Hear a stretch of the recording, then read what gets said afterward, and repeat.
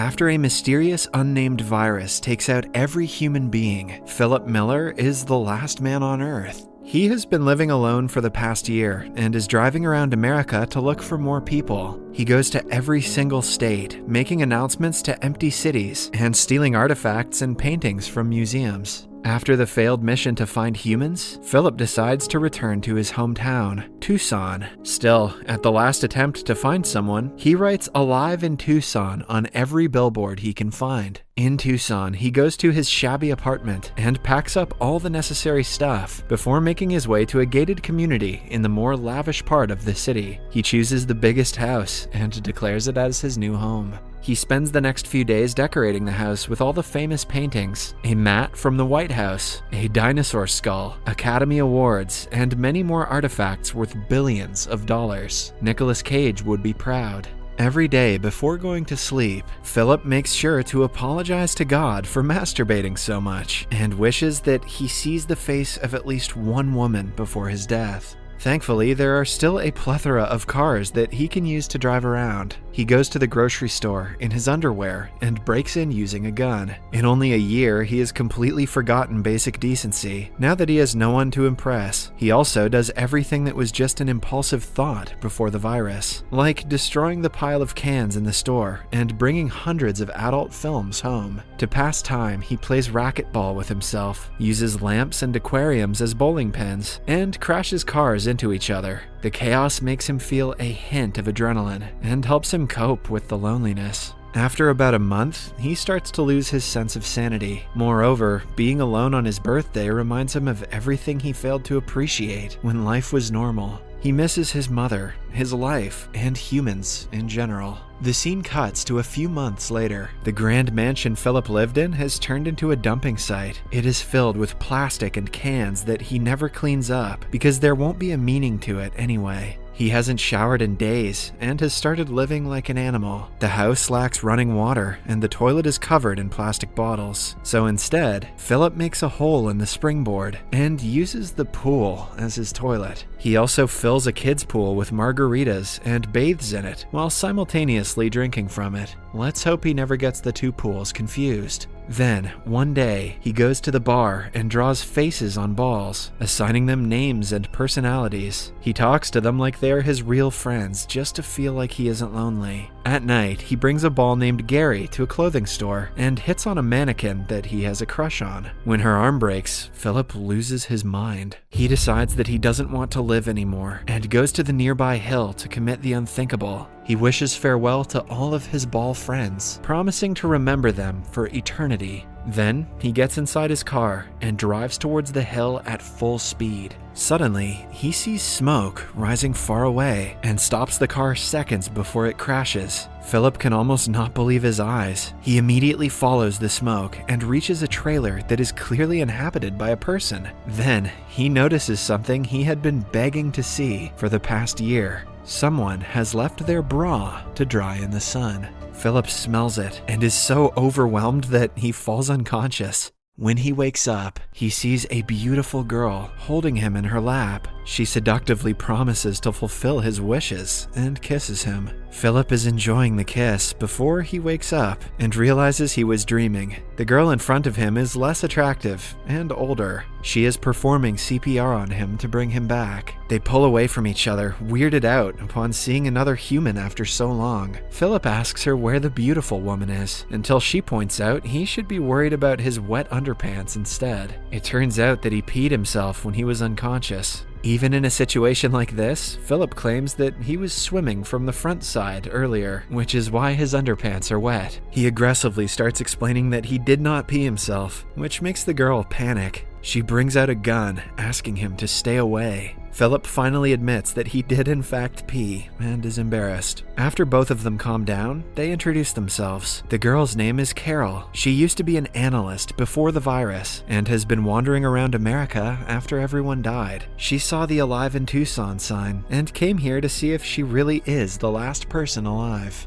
Although Philip had been dying to meet a woman, he isn't very excited to see Carol. She repeatedly corrects his grammar, doesn't understand his jokes, and keeps talking about irrelevant things. After talking for a while, they decide to drive to the grocery store. On the way, Carol complains about him crossing the stop sign. Despite Philip arguing that there is no traffic, she remains adamant that they have to follow the rules, or else they will start living like animals. To make her feel better, he stops at a sign and looks to both sides, confirming that no one is crossing the road. Her nagging doesn't stop when they reach the grocery store, and Philip parks in the handicap spot. They get into their fifth argument of the day, with Philip insisting that this imaginary handicapped person has a lot of space to park his car. When Carol still urges him to park somewhere else, he runs the vehicle straight into the store. Following that, she goes to take a tour of his house and is disgusted by the way he lives. He has 2 swimming pools, one filled with feces and the other with garbage. Carol also accuses him of stealing the paintings, even though he argues they didn't belong to anyone anymore. By the end of the house tour, Philip asks her to go back to her campsite. The next morning, he is woken up by Carol cleaning up his house. She nags him to get gardening and cleaning supplies from the store because they have to start living like human beings. At night, Philip goes to his ball buddies and complains about Carol. Even though he has only known her for a day, he feels like they are a married couple who desperately need to get a divorce. The following morning, things get worse for him as she moves into the house next door. He tries to shoo her away, but Carol, being Carol, is stubborn. She asks him if he is scared of being seen naked, and as a reply, Philip takes off his pants. Carol finally addresses the elephant in the room and brings up the topic of reproduction. She thinks that they are the chosen ones who have been given the duty to repopulate the earth. Philip says he wouldn't sleep with her even if she was the last woman on Earth, which is true in this case. In the next scene, he is in his outdoor toilet when Carol approaches him.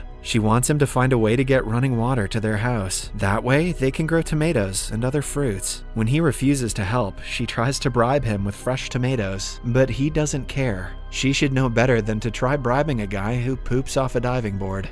However, when it gets dark, he breaks into her garden and eats all of her vegetables. Carol knocks on his door the next morning and finds him covered in leftover tomatoes. Philip still claims that he isn't the one who stole them. He also notices Carol has hurt her leg while trying to transfer water to her house from a manhole. A few days later, she gives up on trying to live like a decent human. Philip finds her making an outdoor toilet in a fountain, copying his swimming pool toilet. Carol thinks that they might not be the chosen ones, but instead the forgotten ones who have no purpose in life. They are in no way capable of creating an entire human civilization when they cannot even arrange a toilet in their million-dollar mansions. Philip, who is used to seeing Carol as an optimistic person, feels awful for her. Hence, he goes to the city's water tank and arranges a way to water Carol's garden. She is finally happy to see a good side to him and invites him for dinner. At night, Philip enjoys an organic meal after a long time. The topic of sex is brought up, and Philip says he is ready to sleep with her now. However, to his surprise, Carol doesn't want to make love before marriage. Initially, Philip laughs, thinking that it is a joke, but she turns out to be serious. Even though the idea is ridiculous, he proposes to make her feel better. At last, they decide to get married the next day. In the following scene, they are in church saying their vows. Philip thinks it isn't necessary, but goes with the act anyway. When they step out of the church, they are welcomed by a crowd of guests. Philip realizes he has made a mistake and screams. Then, he wakes up on his bed, thankful that it was only a dream. He even has to check out the window to ensure that most of the world is still dead.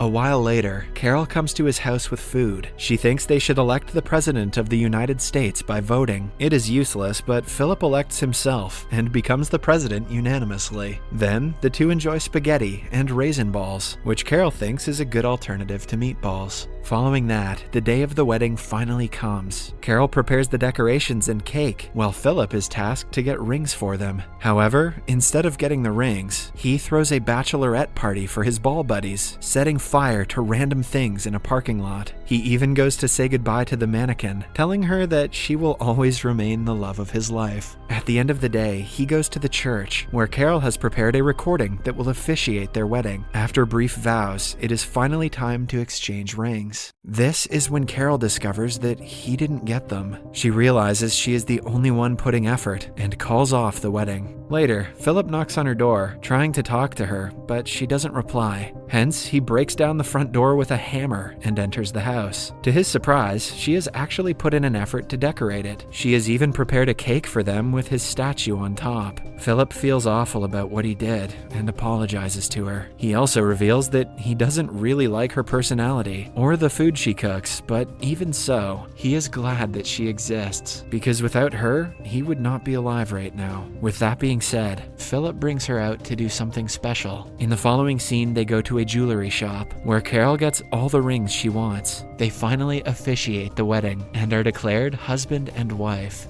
At night, the two make love, but the experience is not how Philip thought it would be. Carol cannot stop talking throughout the night, making strange remarks that she thinks are hot. The next morning, she finds him playing racquetball in his home. Philip thinks she is going to nag him again, but to his surprise, she joins him in the game. They enjoy the rest of the day doing things like Philip normally does. They make fireproof suits and set each other on fire, run a bulldozer over beer cans, and go to meet Philip's ex-girlfriend, who is a mannequin. Carol talks to her for a while before beating her up for hitting on her husband. For the first time, Philip is glad that he married her and thinks that their life might be tolerable. As they are driving back home, they suddenly hit a limo in a junction. Shocked, Philip runs to the car and sees a beautiful woman come out of it. Just when he thought he was happy with his wife, he starts to regret their marriage.